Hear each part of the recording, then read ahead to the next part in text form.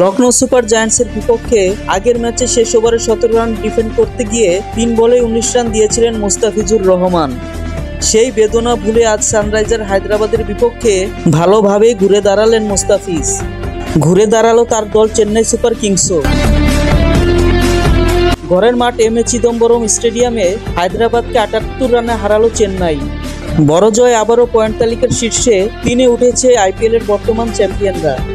মুস্তাফিজ আজ 2 ওভার 5 বল করে দিয়েছেন 19 রান, ইকোনমি রেট 6.70।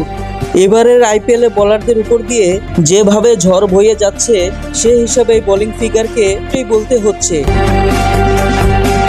নিজের তৃতীয় আর ইনিংসের 19তম ওভারে 2 উইকেট নিয়ে বাংলাদেশি পেসার চেন্নাইয়ের জয় নিশ্চিত করেছেন। এর আগে ব্যাট করতে নেমে অধিনায়ক ঋতুরাজ গায়কোয়াদ 98 ও ড্যারেল মিচেলের 50-তে 3 উইকেট হারিয়ে 212 রান করেছিল চেন্নাই।